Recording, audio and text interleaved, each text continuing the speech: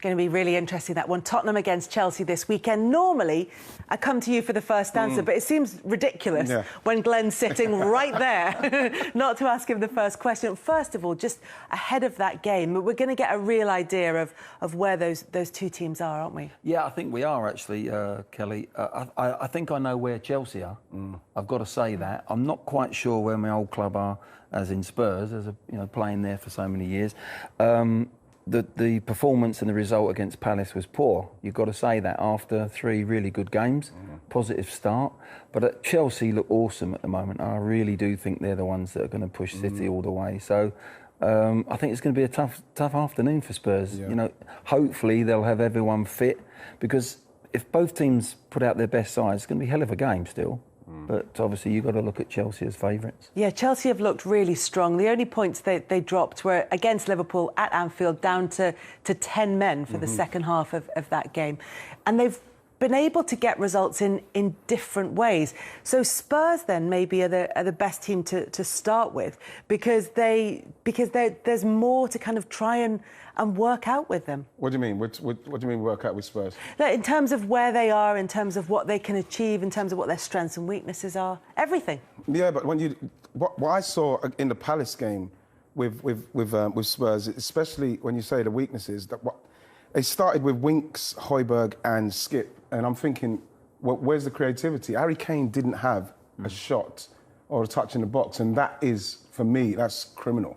And so you're looking at what Spurs are doing, and even when I saw the games, what they've won, they kind of get the goal and they sit back. It feels very negative. It's not very Spurs, and I know that Son's not playing, you know what I mean? But I just felt like they just seem to be a bit stagnant. I think the midfield, touching on that midfield might be okay for Chelsea on Sunday. It was good for City, but no disrespect, you're top of the league. That's what disappointed me. You're top of the league. It'd be after 3 games. You're going to Palace, who haven't started well. Go there with a bit of swagger.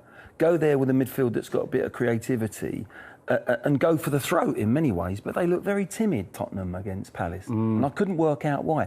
Against the bigger teams, I could see that midfield actually working. So don't be surprised if that 3 doesn't play against Chelsea. Like a counter-attacking? Yeah, but if Son's fit as well, they'll have that pace and Moura and Kane.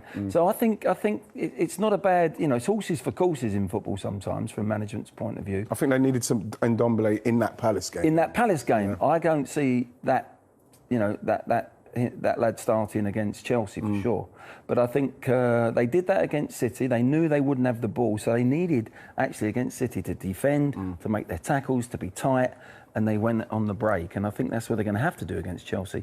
But Chelsea are a little bit cuter than that. I think they'll... That's what I was going to say. Yeah. I think the problem is that I don't think Chelsea will come on to them the way Man City did and give them that chance to counter. I think they'll set up in a different way and they'll be more patient, I think. So almost they'll try and draw Tottenham out. Yeah. I think you're right, Glenn. I think they probably will go for a similar midfield. Yeah.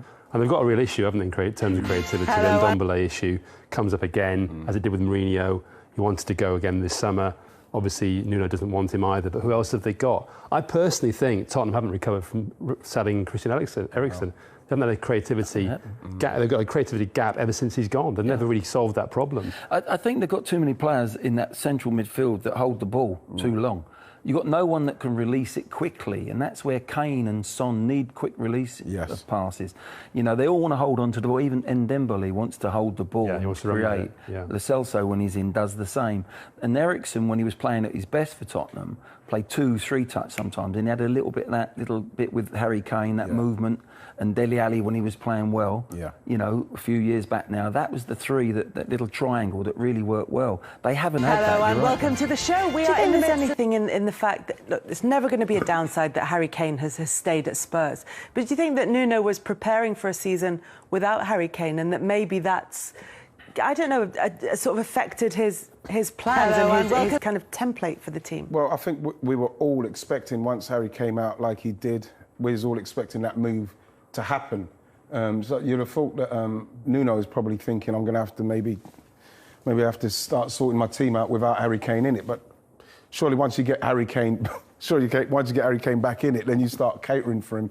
Totally agree with the gaffer in you have to horses for courses. But if you've got Harry Kane playing in your team, you do have to cater for him, just like Harry Kane will cater for Son if Son's playing, because otherwise you're just wasting that talent. You're just wasting it. Yeah, it's ironic that he didn't play against City when they got a fantastic result at the beginning of the season, and they hit. Son played down the middle that day, and what they did there is they squeezed right in. The three strikers went really central and allowed City to go on the outside. They didn't allow them to come through the centre of the pitch, and that was just for that game, that tactics against City. Whether they'll do that against Chelsea, I'm not so sure, because Chelsea play with the back three. Harry Kane, I feel Jason and I were talking off air. I think he's in for a hard season, just mentally from his point of view. I think he felt he was going to move to City. I just think mentally for him it's going to be a strain. He's going to sit there and look at Lukaku scoring all these goals, enjoying himself at Chelsea. He's going to look at Ronaldo scoring all these goals at Manchester United. I just don't think he's going to get the chances to score. No. I mean, that's been the problem for him. It's going to be a very frustrating year for him. Yeah. I just don't think the opportunities will be there. I think we saw the game against Palace. He didn't get any touches in the box, never mind a shot. That's partly his responsibility as well. But they're just not getting the opportunities. But at the same time, like you mentioned, with strikers that he'll be looking at, if you've got you have to like the gaffer's saying that horses for courses. But then what happens then and you've got that. So you come up against Chelsea, like you come up against City, you have to play a different tactic. So then how do you score? How do you then get Harry Kane going? I think Son in the team gives him other options, because he's good with Son. He makes and creates a lot for Son. Son does the same for him.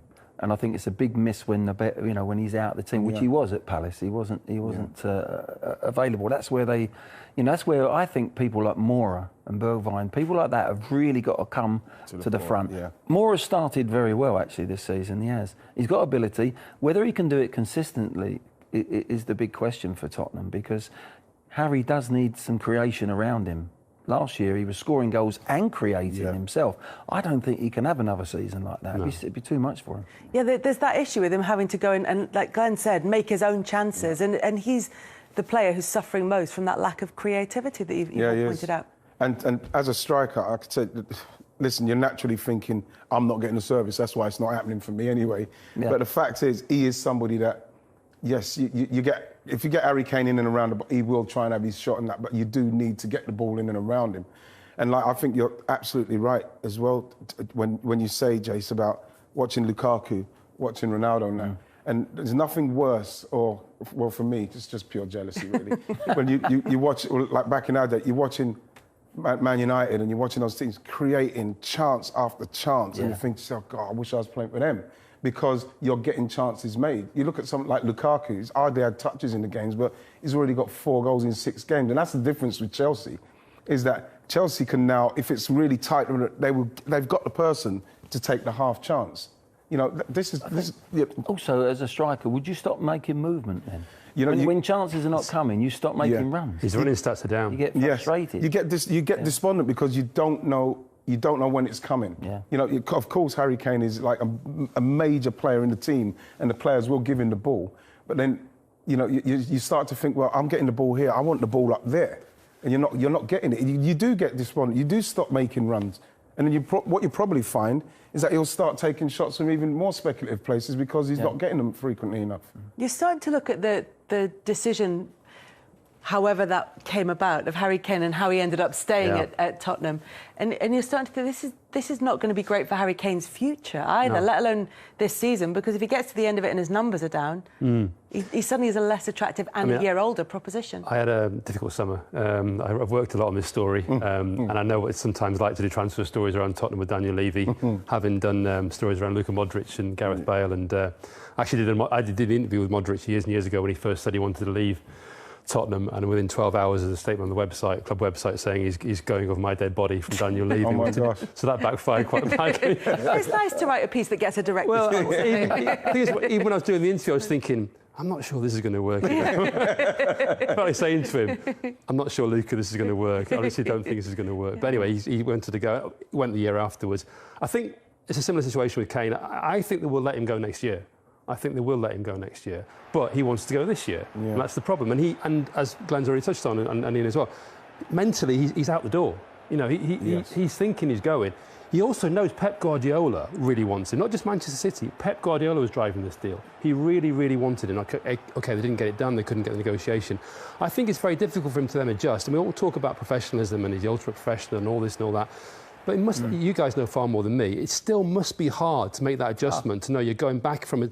You've gone from a situation where you're the England captain who's going to be the main striker at Manchester City, the favourites to win the Premier League, one of the favourites to win the Champions League, to go back to Tottenham and finish 7th or 8th, and then you're playing this new Conference League. It must be difficult. It has to be. And the analogy, it's like a dream house. It's your dream home that you think you've got, and you've been gazumped at the last minute, and then you're going back to a house that you're not really happy with, and you're saying that's what could have been, and now I've got to live in the house I've been living in for 5 years that we're not being happy with. That's exactly what's happened to him. Mentally, it's the other players for me that Harry Kane's season will determine whether Moura steps up, whether Dele Alli starts creating for him, whether in the deeper part in the midfield where they get a creator in Dembele, or if he gets in the team. It's the other players, it's Bergwijn, it's those that have got to create for Harry. In the end, I can't see him having a similar season where he's got to create it himself off his own back and score and be an assist and then be Captain Marvellous and come back deep and start laying balls. He had a fabulous season last year, but I don't think he's going to be able to do that. I can only imagine. Because when you saw Harry Kane doing these interviews, talking about he's going to leave and that, he's thinking of trophies. He's thinking, I can't wait to play in that team with him and that.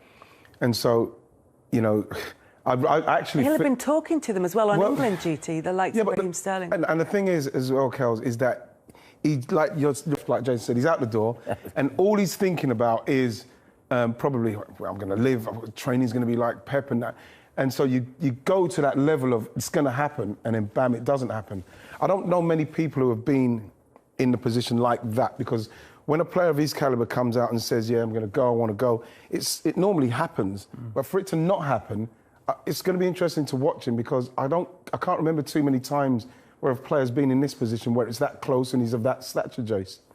Well, I suppose you could say Ronaldo, when he first left Manchester United, he thought he was going the summer before, and he gave them one more year, didn't he? Thierry Henry gave Arsenal one more year. But they didn't come out with the statement like he says, I want this done before the Euros. No. I'm going to, they kind of convinced him to stay. Sorry, you're absolutely right, To go so public with it. Obviously, he chose his words carefully, but it's quite clear what he was saying. To go so public with it, in quite an aggressive way in many ways. It was. With that chairman, with Daniel Levy, we know that is almost like he'll just, he'll just shut that down. He'll shut that down. And also because, and if you talk to people around Harry Kane, the reason why he did that is he absolutely genuinely believed, rightly or wrongly, he had a promise that he'd go. Now, call him naive, whatever, gentleman's agreement, was it the price ever right, so on and so forth. He absolutely, 100% thinks he had an agreement that he'd go if the terms were right, but not the terms, obviously, that Daniel Levy never told him what the terms were. That's part of the problem. It's all right saying I'll let you go, but there wasn't stipulation of what season you're going to go or what time you're going to go. Kane saying he was told he could go this summer if they didn't win a trophy or finish in the top 4. He's adamant about that. Now, Daniel Levy's version of events are slightly different, obviously, and he said he could go to a foreign club, basically, if the terms are right. Now, that's not what Harry Kane believes was said to him. So there was a difference there of opinion. And it's not as though Spurs and City are direct rivals anyway. So there's but it's going to be very different targets for them this season. Daniel Levy may see that differently. If you're Tottenham, you can't say they're not direct rivals, because that's the lack of ambition around Tottenham. And you also got to remember Daniel Levy's been under a huge amount of pressure in the last year. Going back to even things like furloughing staff. That went down badly. The European Super League. He's under a lot of pressure. And bizarrely, he's come out of the summer pretty good, more popular in a way with Tottenham than Kane, which is really weird, but just because he dug his heels in. Yeah, the PR battle around that has been fascinating to watch it unfold. I was interested in the point you made earlier about Harry Kane, and I wanted to ask you, Glenn, about the fact that he is seen as this model professional who trains hard, who puts all the effort in. I'm just wondering about if his mental status is different across this season, how much of a drop-off we might see in his performances, even if he does everything else exactly by the book. I think it's only human nature after things we've just been saying. It'd be Superman if it hasn't affected him mentally. And you can see that already in his play. The Palace game, what we've just seen, I'm not sure he's chomping on the bit to cover every blade of grass, get in the box, hurt himself, get goals. For me, watching the game, I was looking at him. Is he having a go at his players? Is he saying there's not creation? He wasn't really actually communicating with that many players, which is a problem. That's one thing Harry will always do. And I'm looking at him from a different, not what he was doing on the pitch, not if he passed the ball wrong or he wasn't getting in the box. It was his demeanour, it was his mentality that I think is going to make it a very difficult season for him. Can he then switch it on when he goes to England? That's very difficult as a professional as well. So I hope that the other players around him start creating and giving him opportunities. I think a lot of Harry's season will be his teammates, how they perform, and they've got to step up. They've got to step up to him. They've got to get closer to his levels, to his approach every day, for him as a player pushing himself. I don't see that enough with those players at Tottenham at the moment. And if they can do that, the talent's in there.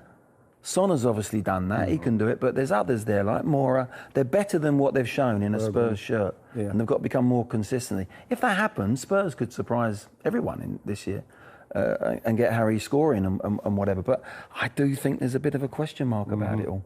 Is this what Nuno can do at Tottenham? Because at Wolves, although in highlights they would look very exciting, very dynamic, there were large portions of their games that were very steady. But it's a completely different job. I mean, he brought Wolves into the Premier League. It was about consolidation, being in the Premier League. Everything was new, everything was exciting. The football was good at times, but wasn't great at other times. It's a different proposition completely. The expectation is far greater. You're going to have to perform and not just get results. And I think also the fact is, let's be honest, and not that it really matters in many ways, but he was far from first choice. And if you look at the statement that was made by Daniel Levy when Jose Mourinho left, it was a change of direction. We're going to play more exciting football. We're going to get back to the way that Tottenham usually play. Blah, blah, blah. Well, they haven't. It was Nuno is very similar to Mourinho. He's a very similar manager. He's of that mould. He's a disciple of Mourinho. You know, he played for Mourinho. You know, he knows Mourinho. It's a very similar character. Now, obviously, you've got to get a manager in, and he's obviously a good manager, so it's not a terrible appointment, but he wasn't the manager. If you look at they went through the card, didn't they? Yes. You know, you go from Nagelsmann, Conte, everyone you could think of was on that list, all different types of managers. So they didn't really have a template to go for. So you look at Nuno, yes, I think they'll do fine this season. I think fine, but is fine good enough? And I don't think fine is good enough for something like Harry Kane. And I think the football could become a bit difficult at times. And 3-1-0 wins are good, and he wins Manager of the Month, fantastic. But they give up a lot of chances in those games. 3-1-0 wins. It wasn't champagne football. Not that you'd expect after the summer they've had. So I think it's very much in the balance which way this will go with Tottenham. I think, what's quite important as well, I know the North London derby coming up as well. It's the kind of game that everything can balance on. Harry Kane can maybe get himself going if he nicks a couple of goals in it. But if they play, I saw them play against Palace and Arsenal, and Arsenal can beat them in that game, then I think that everything starts to ramp up for Spurs. I think that if Arsenal don't win and then they go into that game and they don't win that game, it's such an integral game for both sets of, for the two clubs.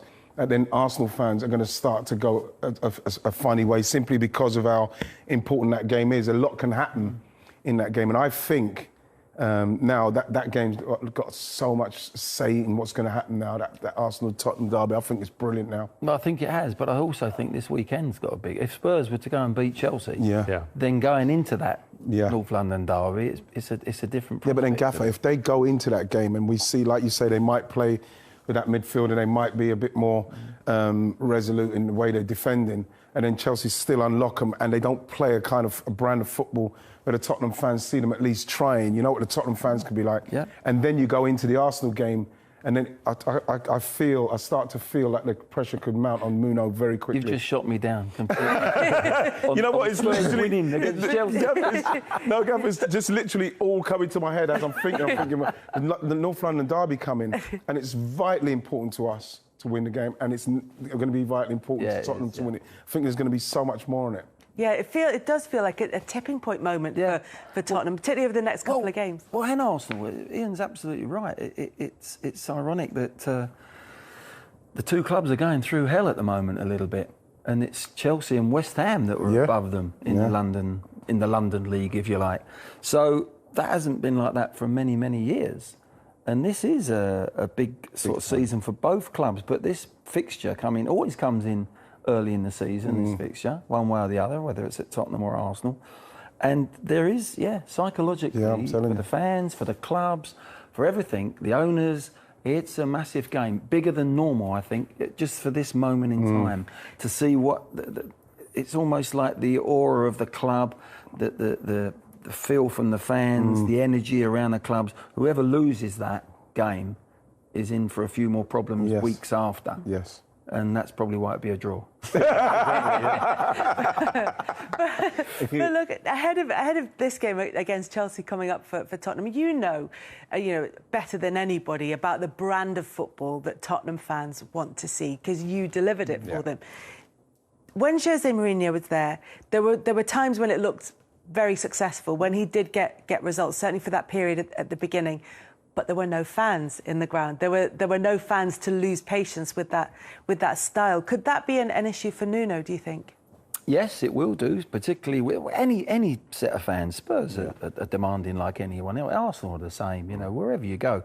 But I think it was easier for managers without, particularly the way... I mean, early in the season, Mourinho banked up against Manchester United at home. I remember it. And then they hit him on the break, got a goal. There was other games where they were banking in and it was tight, but they won matches. There was nobody in the stadium. Spurs fans wouldn't have stood for that, particularly when the game was in its balance and it was like things weren't going, one way or the other. That's when the restlessness of fans affect the players on the pitch. We've gone through sort of almost like 18 months, maybe more, I don't know, of not having that effect on players. A lot of players have enjoyed playing with no crowd. Yeah, definitely. Top players want to play with that. A lot of managers really enjoyed it. Obviously, they've really enjoyed it. But a lot of them, you give a bad ball away and you've got your own crowd getting on your back. Even if you hear a little, that's enough sometimes for you. That's enough for you. It depends if it's a sympathetic. And players, we're all aware of that when we were playing. And that has an effect on a player. And then you've got to respond. Do you go searching for the ball still? If you don't, then your team's capacity of playing goes down. But if there's no crowd and it's okay for you to... So the definition is so different with the crowd in. Positive, look at Liverpool like last night in Europe. It was an amazing atmosphere. They're like the 12th man up there. Yeah. But it can go against you. Look at West Ham. Yeah. Last year they enjoyed no crowd in. They were brilliant because they didn't have that sort of pressure from their own fans when it wasn't going so well. And that's what Nuno... That's factored now. That's back in. Yeah, it's back. It's back there. And it's down to the players to perform under those normal circumstances. Yeah, it's going to be fascinating to see what happens there. Yes. But and also, as you correctly pointed out, a good start to the season in terms of result for Spurs. Nuno, manager of the month, and we're saying it could be tricky for him. I think it's partly because we all looked at those three results and thought, great results. I haven't conceded a goal, 3 clean sheets, 3 wins, but didn't quite feel right to me. It wasn't like it was a little bit of an illusion, really, in many ways. After this, and understandably so, after the summer they'd had. So I thought it was almost not. It was a correction a little bit last weekend. It was a poor performance. I went too far the other way. But now we're wondering, as Glenn was saying, which way will it go? We just don't know. We're looking at it thinking this could go either way. Really could go either way for him. It could very, very quickly go downhill here, or it could go again. They could improve. They could get his ideas across, and Kane could start scoring, and Son back in, and it could be fine because he'll organise them and he'll make them difficult to beat. But it just could be quite a tough watch. Well, that's the problem. What I think that he'll have, because he'll make them tough to beat and they'll be organised. And like we saw, from them to go from the 3 winning games and then they go to Palace and it just looks so bad. Yes. Because remember when Tottenham under Mourinho without the fans. The Tottenham fans were still saying, we don't like the way we play. I don't like what we're doing. So with Nuno, and then starting with 3 good games, and then playing like they did against Palace, I think the Chelsea game, we talked about the Tottenham game and Arsenal game, but I think the Chelsea game and the way they perform in that game is going to be really important to him and the fans, because I think they're looking for something, especially with that poor performance against Palace, that's going to make them say, right, OK, we're with you or something, because I just feel... It just feels a little bit like with the Tottenham fans, my mates, they're just like, They're like that, Gaffer. They're simmering. They're like, we better do something against Chelsea. I guess the only other thing you say, to be fair to Nuno, is the summer signings. He hasn't had a chance with them yet, has he? I mean, obviously Romero, we haven't seen him. No, that's right. Yeah. Brian Hill, we haven't really seen much of him either. So you know, you've got to give him a bit of a chance there, really. You know, he's been dealt a difficult hand in terms of those sorts of issues, and even with the quarantine of Sanchez and so on. You know, it's been difficult. Yeah. You know, so I think from that point of view, if I was a Tottenham fan, I would cut him a bit more slack from that. But I think if you look at that team that played against Palace on Saturday, that's not the team he wants to put out. I would have thought, you know, defensively especially, that's not the team he wants to put out. But it was the chalk and cheesiness of it all. Man City, I was in the stadium, the atmosphere, the positivity, the work rate that they put in, which you have to put in the hard yards against City, was immense. And then you see that performance against Palace, that is chalk and cheese. There's motorways away from where they were, drop off. Yeah. So that's what concerned me as a Spurs man, and to get beat from a side who are lacking in confidence, 3-0, not 1-0. You know, not only a lucky goal. That concerned me, and I think that would concern Nuno as well. It's important. They play again today in Europe, in the European competition. They've got to get another win under their belt if they can, before they go into Sunday. No, that's my concern. The inconsistent levels of those two performances are miles apart, and as a manager, you've got to narrow that. Yes. Yeah.